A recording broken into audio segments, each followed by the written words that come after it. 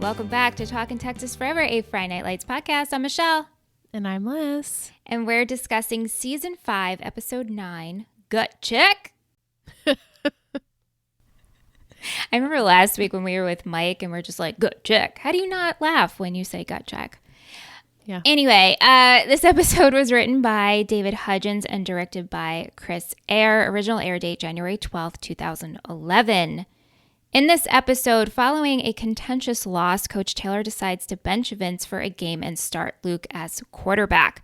Becky and Luke try to start their relationship over, but this seniors' night scheduled for Friday's game makes that difficult. Julie continues her hiatus from school and visits Matt in Chicago.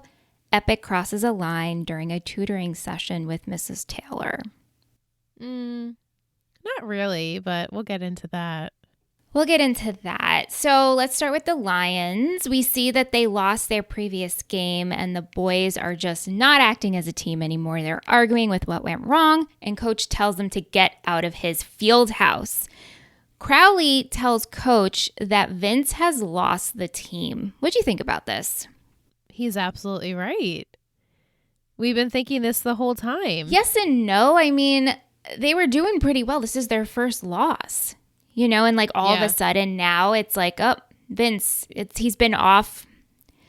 I don't know. Has he been? I mean, the attitude has been building, but I don't think he's lost the team the whole time. I don't know. This like struck me in a weird way.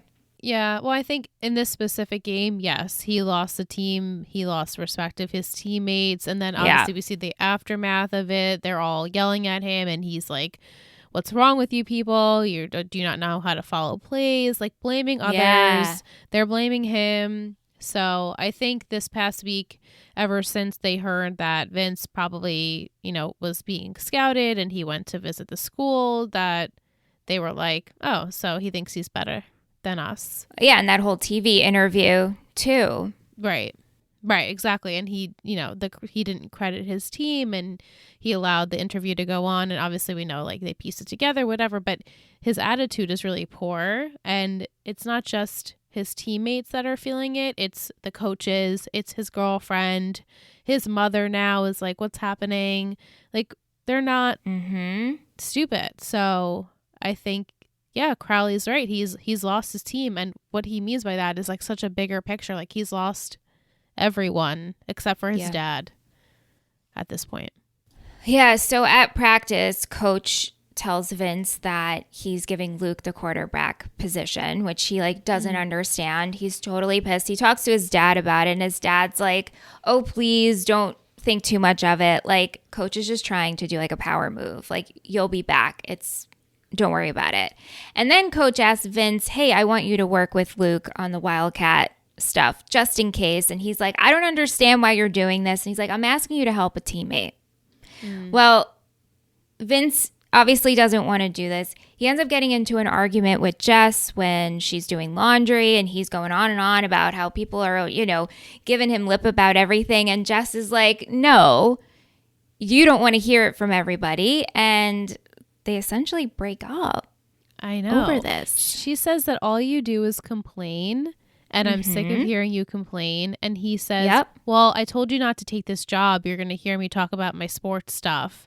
And she's like, well, no, it's actually a bigger picture. You're complaining about things that you feel like you're on a pedestal and you're not really acting as a part of the team. You're acting like it's a Vince show. And she's like, it's a Vince show all the time.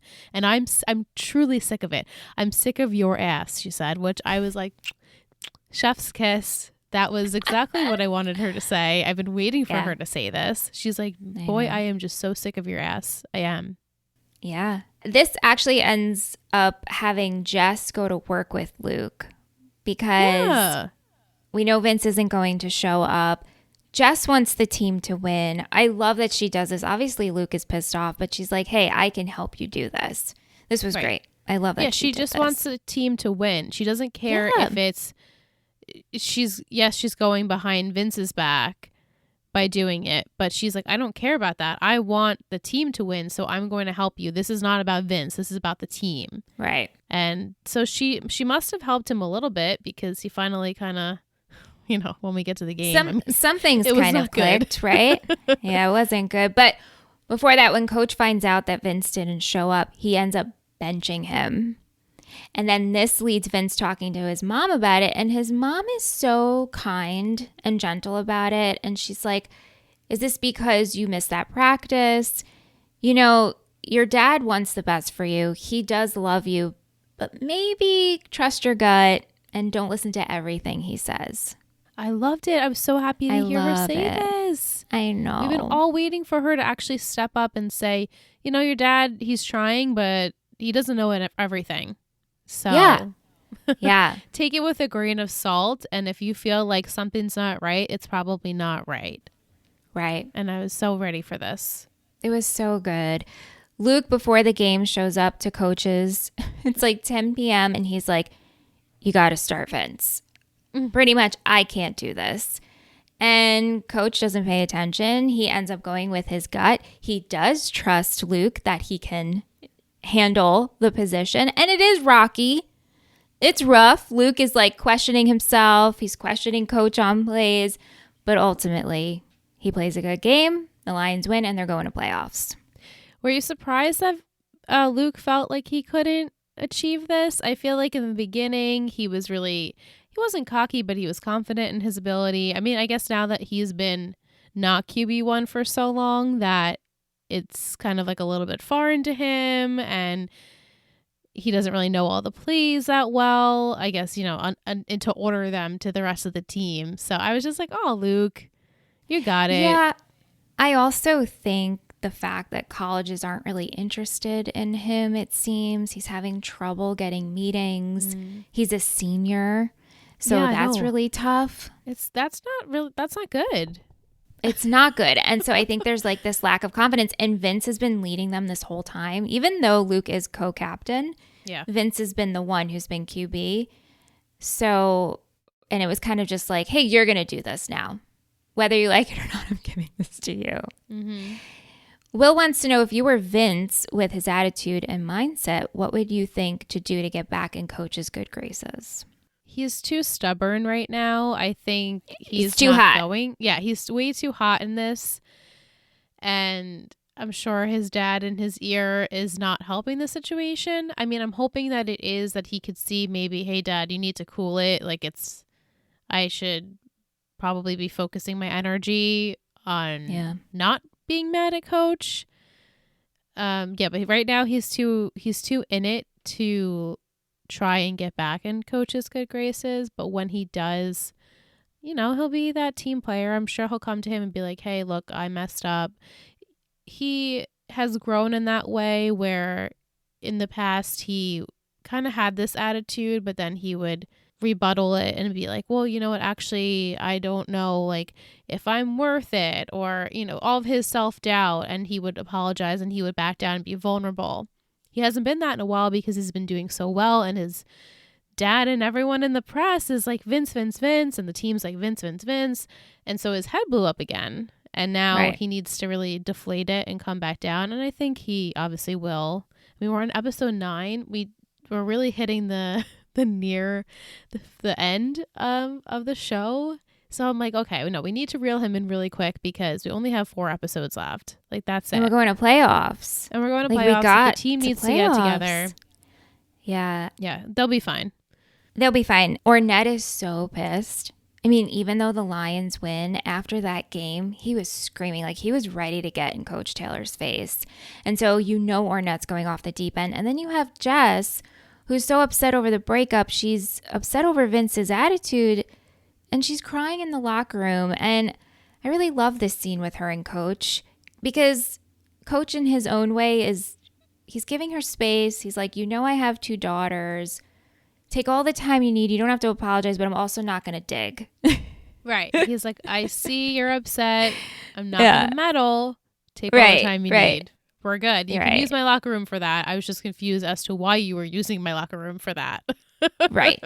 Exactly. Yeah, I like that a lot too. She had a really tough episode. A really great episode for her. A growth moment, but just, you know, when you have a partner that you see decline very rapidly in front of your face, and you're like trying to tell them it's happening and they just don't see it and they won't see it, and then finally you combust. She was going through it. Yeah. But it had to be said and it had to come out. Yes, absolutely. I don't know if you need to, I mean, it probably will shake him up very much. It didn't seem like it did, but it probably will, that, you know, his girlfriend doesn't want to be with him because of his shitty attitude. Yeah. So I'm sure that will also make him think about his actions. Yeah. Mike wants to know how many episodes until our Lions are back to the team we love. 1. We got 4 episodes. It's 1. They're going to get to state. They're going to probably win state. Let's be real, guys. Yeah. Okay. Like I said, it's senior week at East Dillon, and so Luke is being celebrated, and Becky is so excited for him. She wants to celebrate with him after the game, but he tells her that his parents are so excited to take them out. He just is looking at senior night as kind of like for the parents, and Becky's like, no, this is really exciting. Like, this is your last home game. It is a big deal. Yeah. So she ends up taking a shift at the landing strip as a waitress, and she enjoys the money part of it, which obviously she's getting all these tips from these drunk men. Elder drunk men. Also, like, illegal for her to be serving alcohol. Absolutely. But we know this because when Mindy's friends give her the go, they're like, oh, so-and-so is working tonight. Our boss isn't here. Like, it's okay. It's fine. But what she does with the money is she buys Luke 100% satin tie.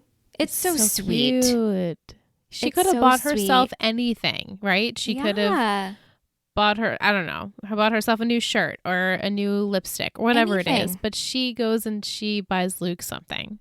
And I thought that was such a nice character arc for her. Not that she's ever really selfish, but as we've talked about, she's very immature. But, you know, as the show goes on, she gets more and more mature.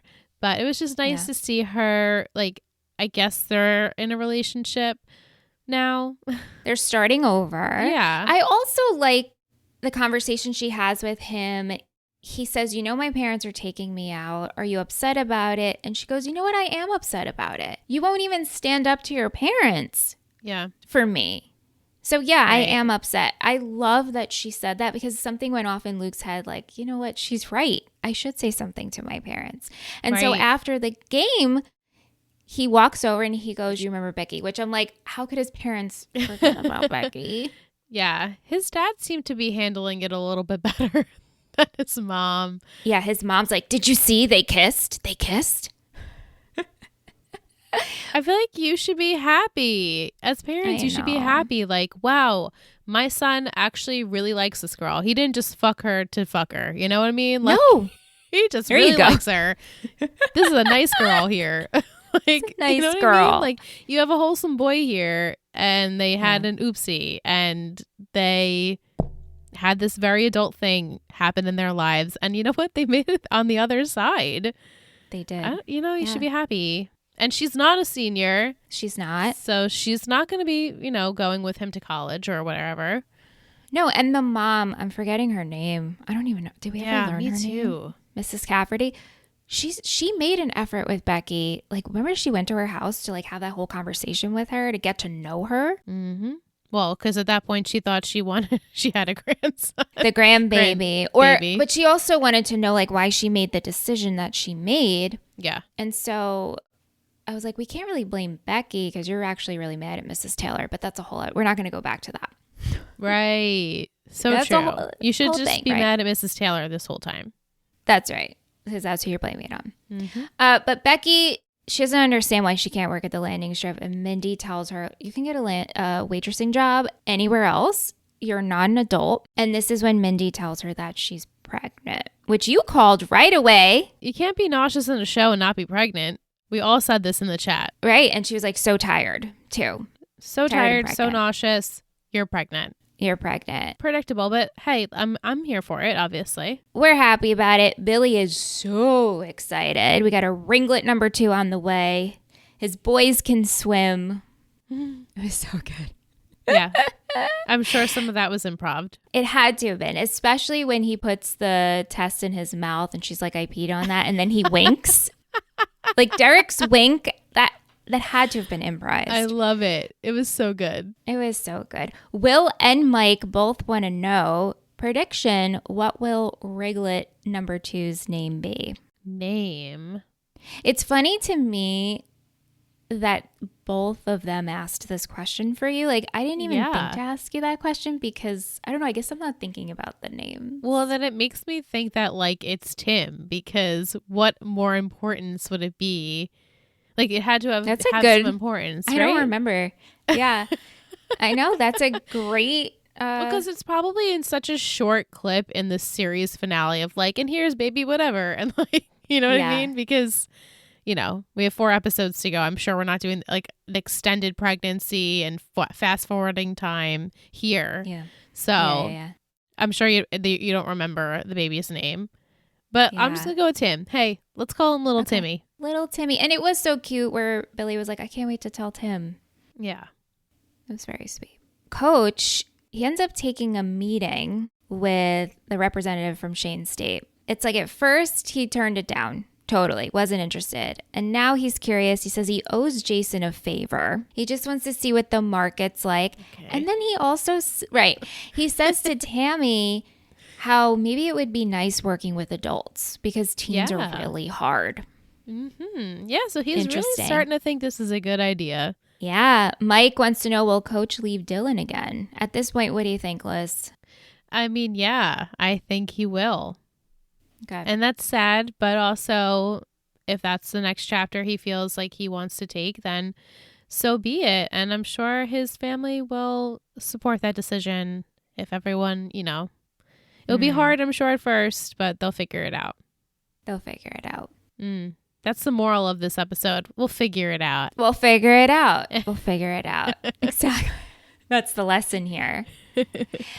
At Epyck, she visits Tammy in her office and she says she needs a B-. And so she asks Tammy for help in history. And this leads to Tammy having Epyck over for dinner to study. But what we see is how good she is with kids. And she bonds so quickly with Gracie Bell. It was so sweet. And Tammy's just like in awe watching Epyck with her daughter. She was so happy. She was like, oh my God, okay. Like, this is great. I know. Like, oh my God, I'm seeing Epyck in a different light. Well, then at school, Laurel tells Tammy that she thinks Epyck stole $20 from her bag. And so they approach Epyck about it. Epyck says she didn't do it. Obviously, I mean, wouldn't Epyck say that, right? Then Laurel goes to grab her book bag.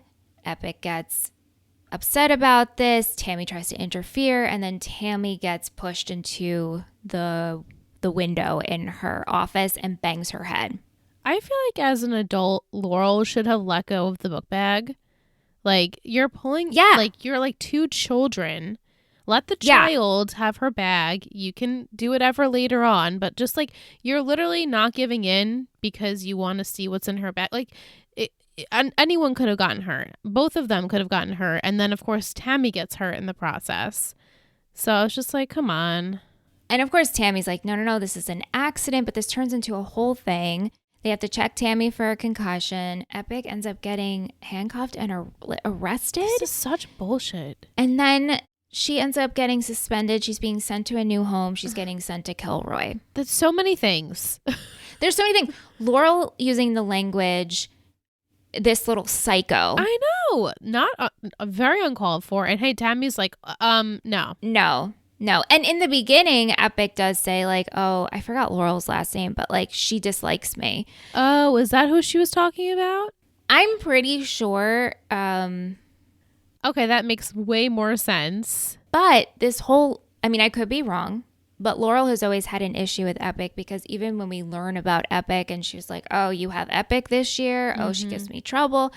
And I'm sure, like, listen, we're not teachers, but I'm sure there's teachers that, you know, have issues with students. We see this all the time in TV shows. It's just like the language used. Like, you're calling her a little psycho. Yeah, that's really uncalled for, extremely unprofessional. And the fact that this whole event escalated so far as to make Epyck go to another school. And a new foster home. A new foster home. Why would you take her away from her foster parents? What does this have to do? No sense. I know. They went way too far with this. It seems very unrealistic. If I'm assuming she's on the island of Betty. She is on the island.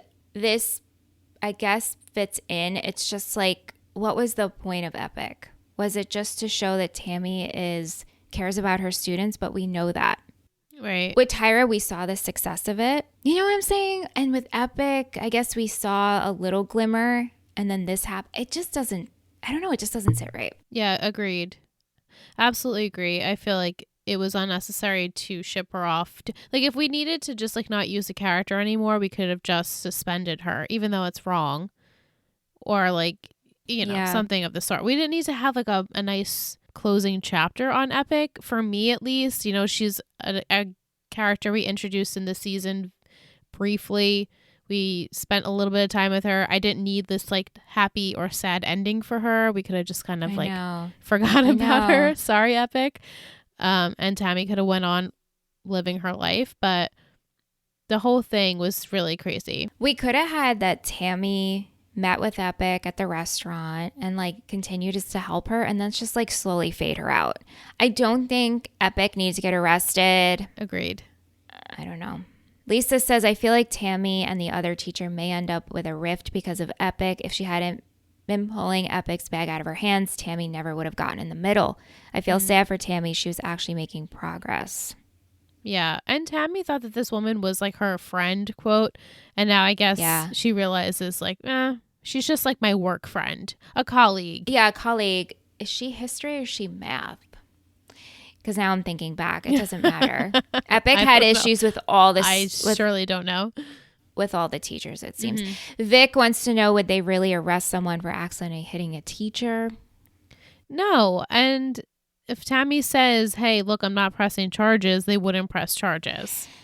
If Tammy was the one that was assaulted by accident, right. You know, she was, her body was flown into the glass and she could have had a concussion.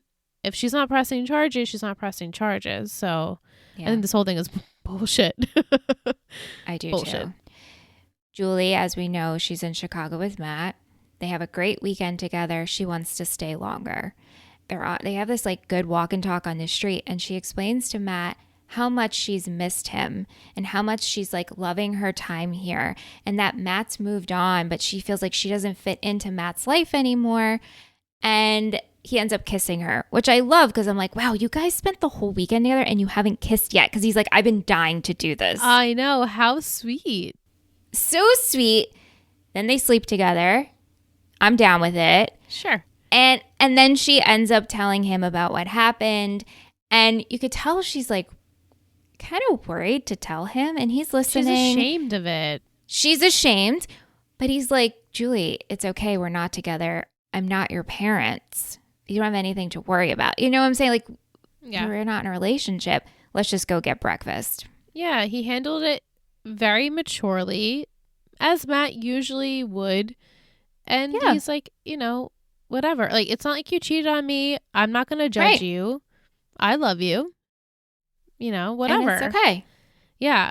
But it's just so sad to see how ashamed she is of it, of the whole situation. She's like, and he was married, and, like, you know, it's a whole big thing. And he's like, okay, you know, like, I'm like, basically, like, I'm sorry you went through that, but I don't think any differently of you.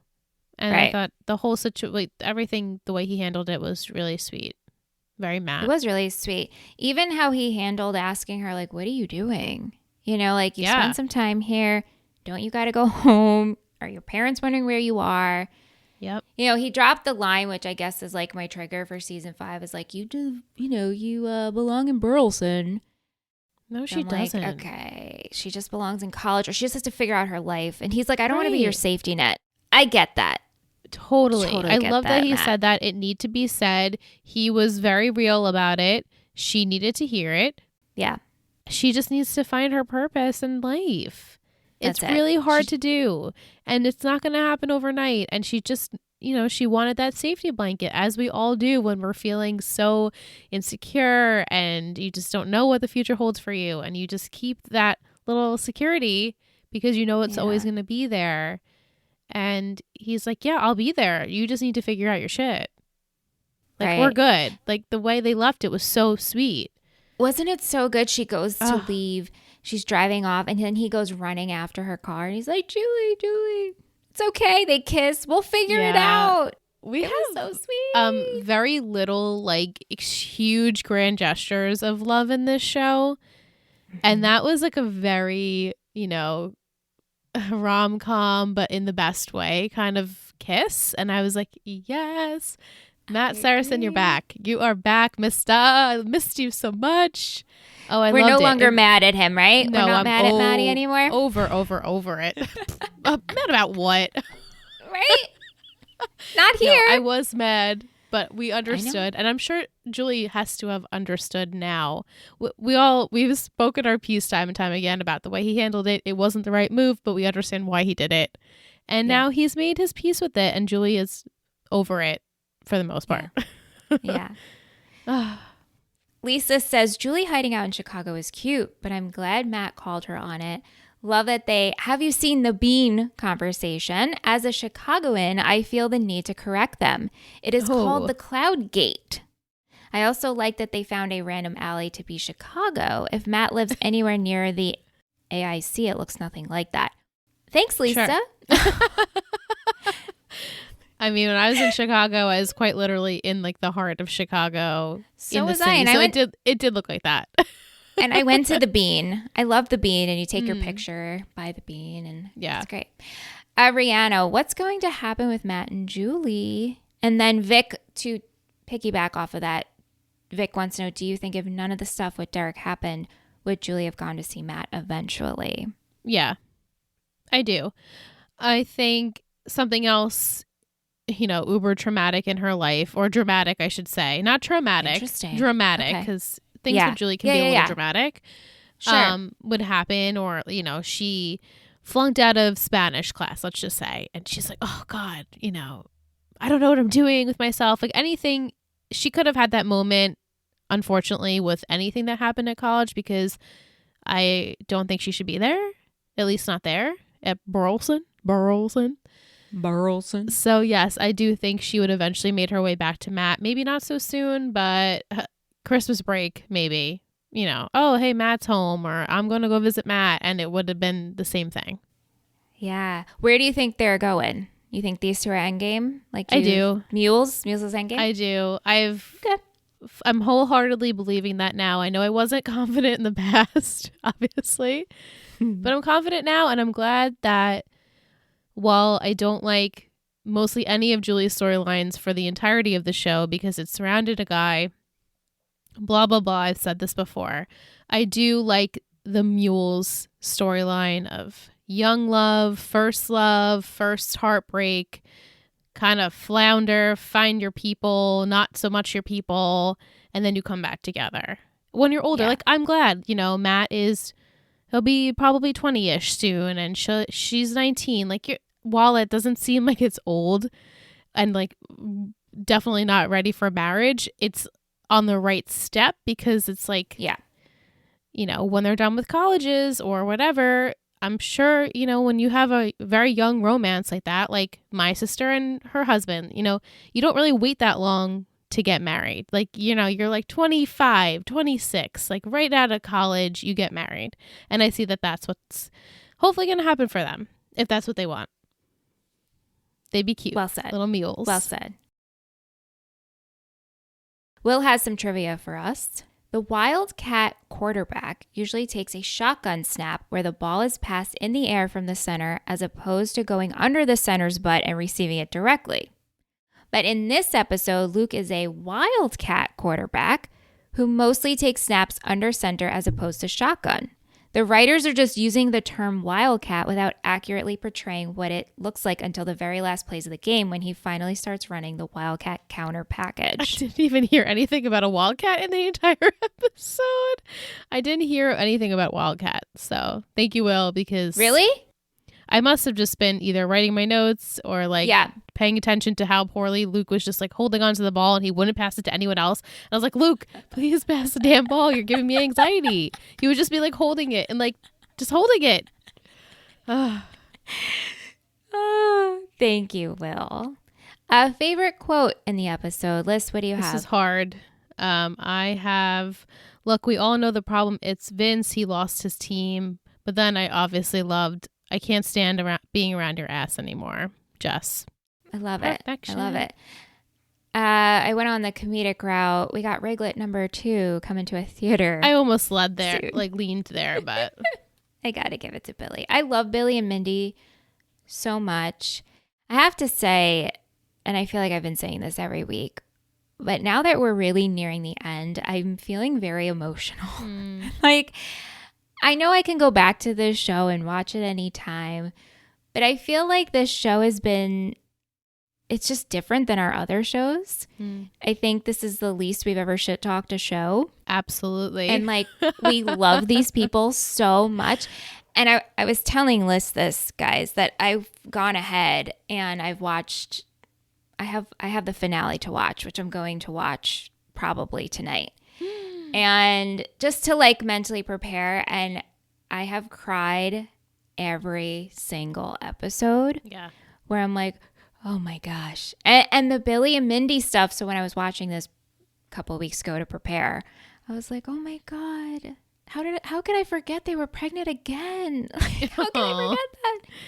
It makes me appreciate them so much more. I'm sure your first time around, you, like Will said, like you kind of don't really remember Billy or Mindy because, you know, they're not, I guess, the main players. But now watching it as an adult and, you know, we're more their age than we are the kids' ages, you focus on them more. And so they really have become a very vital part of the show. I love their whole Becky storyline and the children. So good. And, you know, just how much they love family. And it's really, really sweet. And And I think also when we got to like meet Derek and Stacey and they're talk like to the them best. a little bit, like the best. So genuine. I mean, they all were, right? Absolutely. Scott and Gaius too. They're all great. I'm just like, God, I this show Smash. is so good. Thank you for reminding me of Smash. I miss you. You're welcome. I miss you, Street. You're welcome. I miss you, Smash. We miss them all. Anyway, back to our regular scheduled programming. Coach Corner, what do you got? I had Coach with Vince. I don't know if that's like my ultimate favorite moment, but just the way he's like, you're not going to talk back to me. You know, how do you like it? Like, he's not backing down, which is very like Coach, obviously not to. He's like, even if we lose, I don't care. I'm not putting you in the game because it's principle. And he wants to teach him a lesson, unfortunately, for the team. But hey, they made it out okay. Make them sweat a little bit, right? But he had faith in Luke that Luke could achieve it. So I liked all the moments with Coach this episode. To piggyback off of that, like how great for Coach to do that for Luke on Luke's senior night in the last home game. And for your parents to be there to watch, it's pretty great, Luke. Yeah. It's pretty great. Yeah, he had a good night. Yeah. My favorite coaching moment was Jess showing up to help Luke out. Yeah. That was a good one. I really loved that. Yeah. MVP and shittiest. Who's your MVP? I want to go with Jess, even though I loved so many people in this episode. Jess just obviously took the cake for me with her standing up to Vince and her helping Luke. She just had a really good episode. But I loved I really enjoyed this episode. I felt like it was really sweet. I really enjoyed Matt too. I thought Matt was a great choice. Yeah. Yeah. I think from here on out, you're going to love and appreciate every episode. I know. It really, because this is it, guys. This is it. And I think what's to come, I think you're going to be really excited. I'm sorry, I keep getting off track here. No, but you're making me sad. But hopefully excited too, right? It's going to Absolutely. I think the next couple of weeks are just going to be really special. Yeah. But that being said, I chose Jess as well for my MVP. We had votes for Luke and Matt.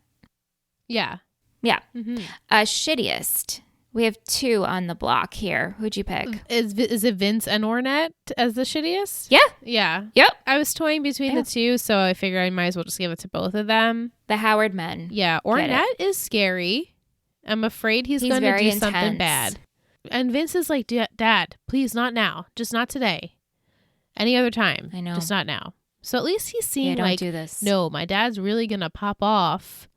Maybe I should pay attention to what's happening here. And I think also he respects his mother so much. And so Regina having that talk with him in the best tone and way possible. Like, hey, trust your gut. Don't always trust your dad. That was such a wonderful mothering. So I should have given her the coach's corner because the way she spoke to her son so calmly and in such a way that it was like, just like, listen to me. I'm not trying to tell you what to do, but just listen to my opinion. You can take it or leave it. I loved that, the way she parented him there. Because I feel like, you know, when I listen to my mom and she gives me advice or she's judgy or whatever, I'm just like, yeah, okay, whatever. But if Regina came and said the way she said it to me, I'd be like, okay, Mom, thanks. Like, I understand what you're saying.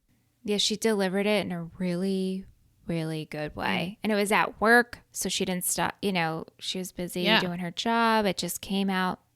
And she didn't diss her husband either, his father. Right. She says, you know what, he actually, he wants to do so right by you that it gets his head all clouded.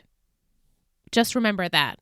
All right, let's go into our booster of the week. Liz, who's our Lion booster?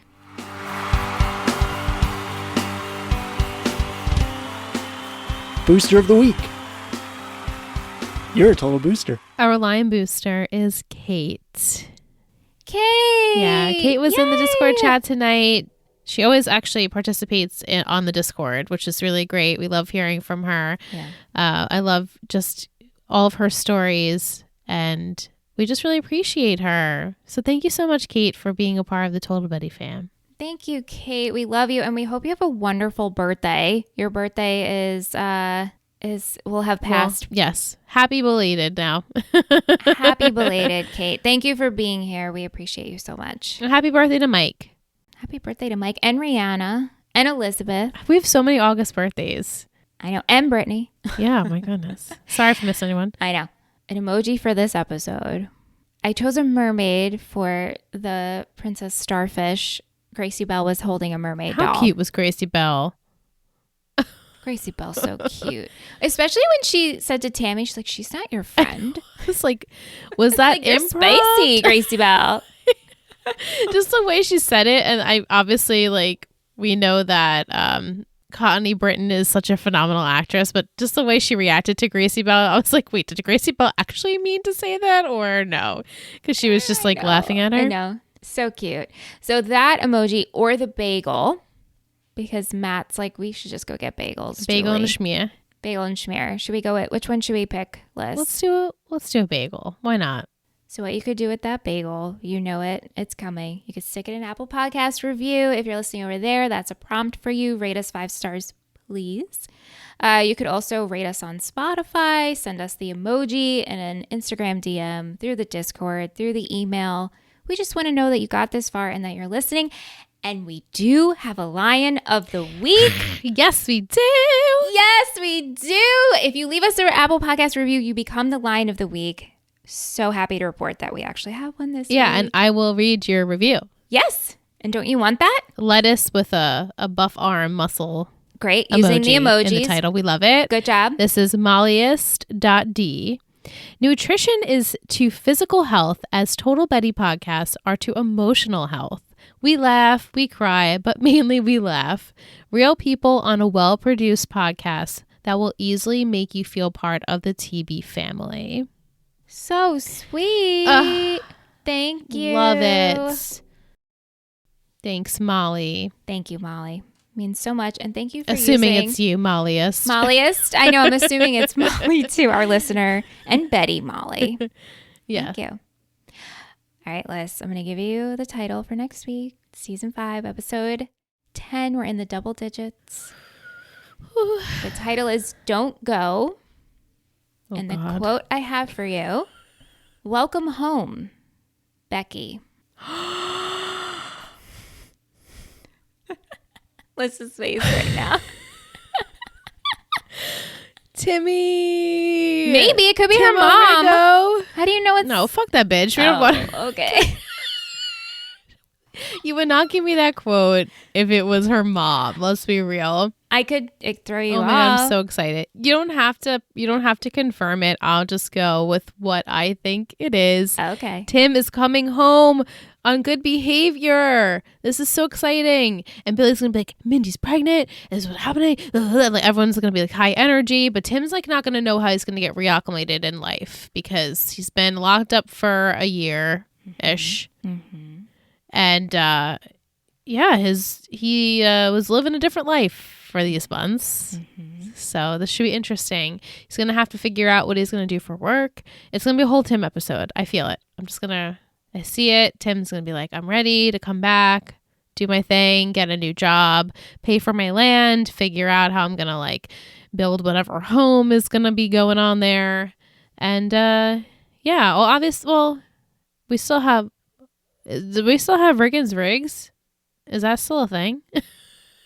I know Billy is working for Coach. Yeah. So I guess Riggins Rig is like not a thing. Well, maybe Tim will decide to take that on again or something. Okay. And everyone will be happy to see him. Okay. And that's all I got. That's that. I just want to, we spoke about it a little bit, but with football of it all, we have playoffs. We have state. Do you think Vince is back?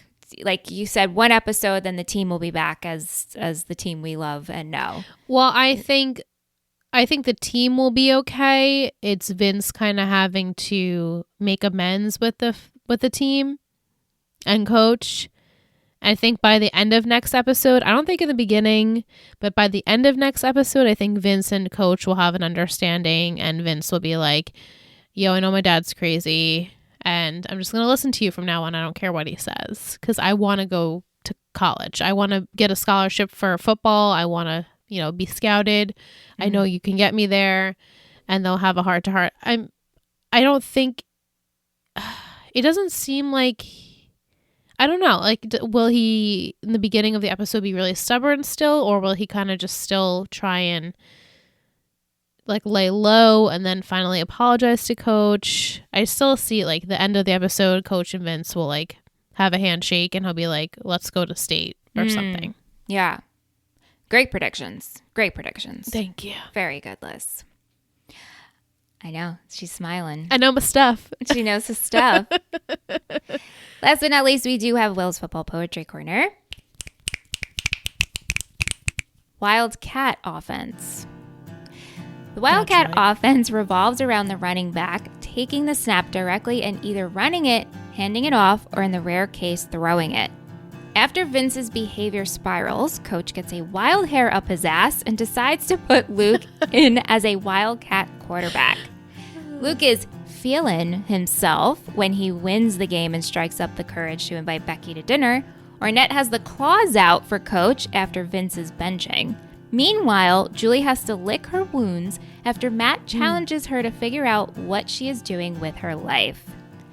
Oh my God, love. So that was like good. My favorite. Yes, that was like a really good one. It was so good. Not that they're all not good, but this was a really good one. Yeah, this was really, really good, Will. Thank you so much. Yeah. Well, that's it for this week. Wow. That's it for 9. Wow. That's it for 9. 9. That was bad. Anyway, thank you so much for listening, downloading, subscribing, all the things. If you're new and you haven't spoken up yet, like now's the time. Say hello. This podcast is coming to an end. Please, please, please send us an email, a message. Just say hi. We're not scary. We just want to hear from you. No. Come back next week for episode 10. Don't go. Wow. Don't go, though. Don't go. Who's leaving? I don't know. What? Thank you so much for listening to Talking Texas Forever, a Friday Night Lights podcast. You can email us at talkingtexasforever@gmail.com. If you're interested in seeing what we do with this show and all of our others, head over to Instagram at Total Betty Podcast Network. This has been a Total Betty podcast, produced and edited by Michelle Rubenstein and Alyssa Tenio, music by Anthony Vocora.